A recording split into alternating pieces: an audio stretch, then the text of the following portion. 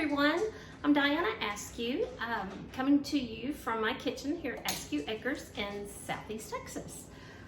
I am a director with Pampered Chef, and I know you guys in Meal Prep 101 are very familiar with all that I just told you, but I'm going to be loading this video into YouTube, so I'm hoping that we'll figure out the kinks and I can get it back into Meal Prep 101.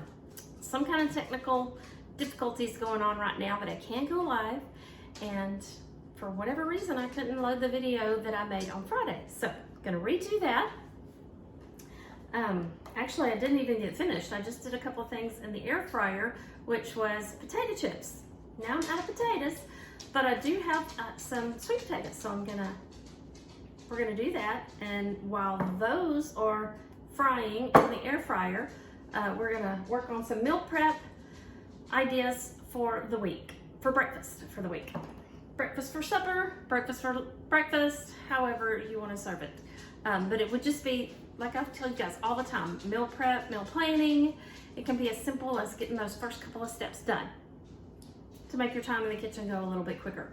So to start with, I already have some sweet potatoes already chopped up here. I wanted to show y'all, this is the French fry setting on our mandolin, so that gives you about an idea of what size these are. I'm gonna go ahead and dump these in.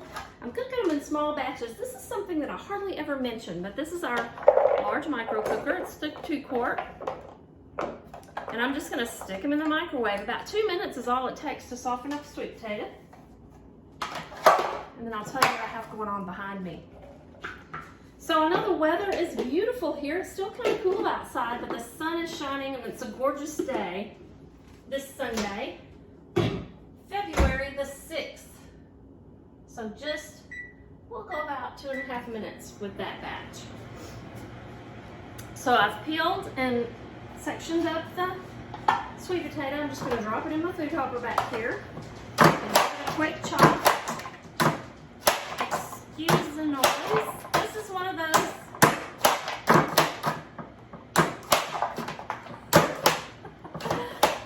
those machines that you can work out your stress if you need to.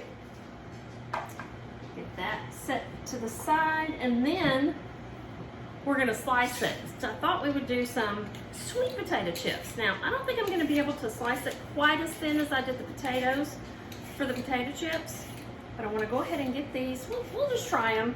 My mom used to take sweet potatoes, bake them. She'd bake several at a time, and we either ate them baked, or later she would slice them up about, I don't know, 1/2 inch thick, and then kind of put a crisp fry on either side in butter. They were so good. So kind of mushy on the inside because they've been baked. And then with that little crunch, almost like a char on the outside. As Mom used to say, it's well browned. There's a word for that now, it's called blackened. That's funny. Anyway, she'll get a chuckle out of that. So we're gonna turn the blade around. I'm gonna cut this down into more manageable pieces. Get the neck out of that.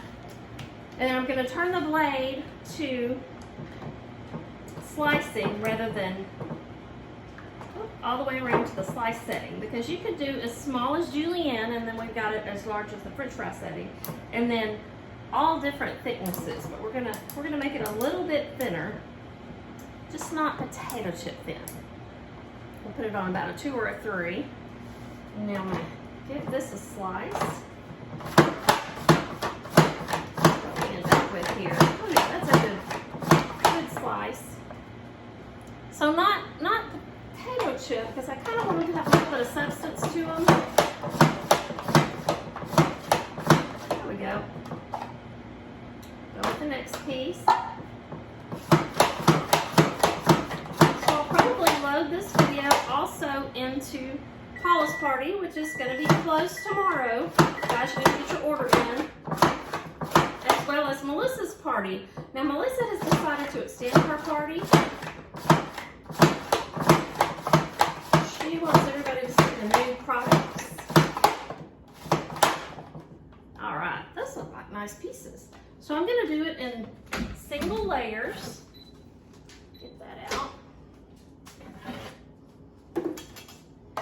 So we'll put them on the trays.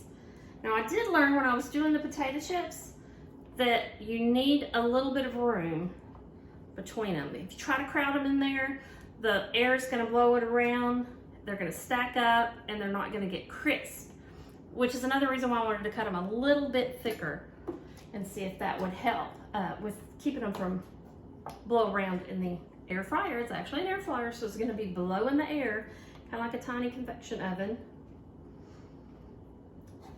We call it the Magic, what was that called? Magic Bake Oven. Oh, what was it called when we were younger? Now I've lost it.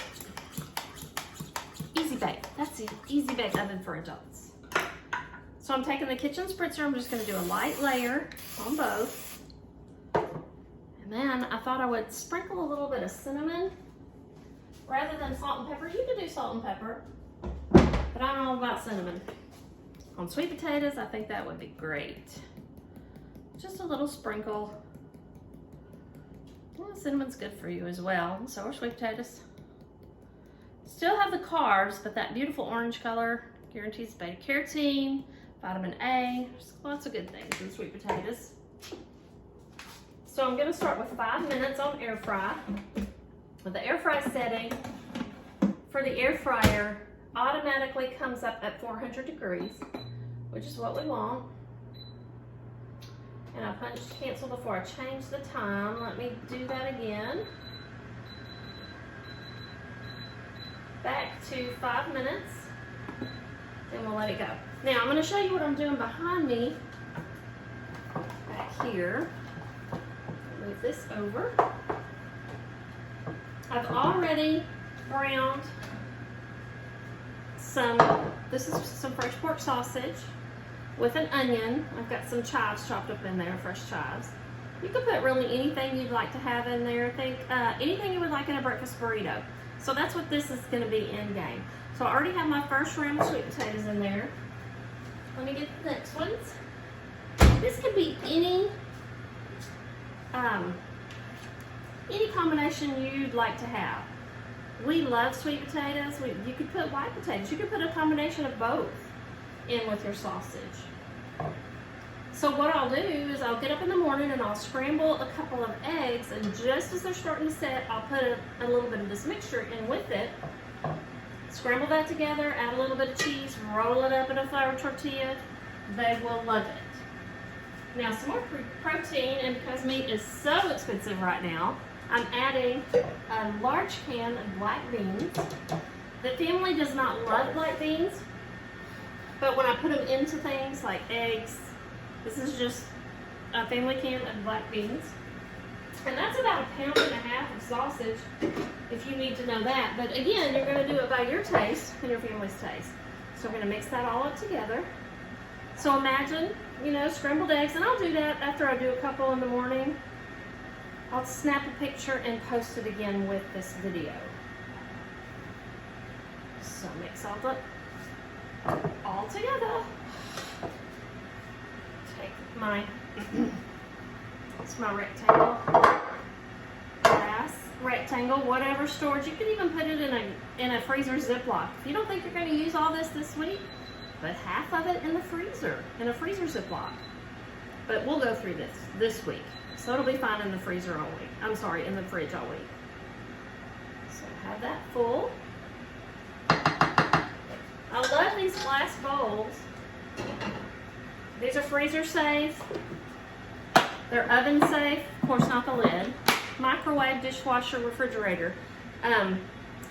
When Dalton was in college, and in College Station, we used to stack lasagna or cheese enchiladas in these and put them in the freezer. He would take them to college, heat it up in the oven or the microwave, eat out of the bowl, and throw it in the dishwasher. So that's ready to go in the fridge. Our potatoes were signaled that they were halfway done, so let me switch the trays, see how they're coming. I think it's going to take longer than that 5 minutes. So we'll just add some time to the end. Okay. The rest rest of these, and I'll just work with these by batches. We do have a third tray for the air fryer.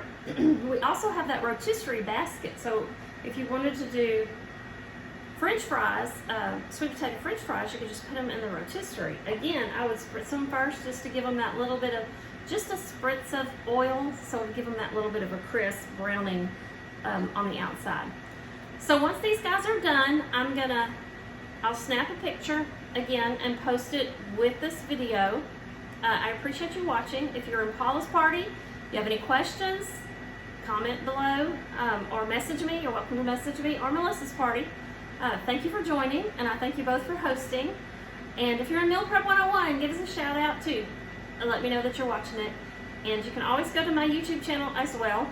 I'm not as adept on YouTube, and remember that those videos go way back before I even knew how to turn the screen around.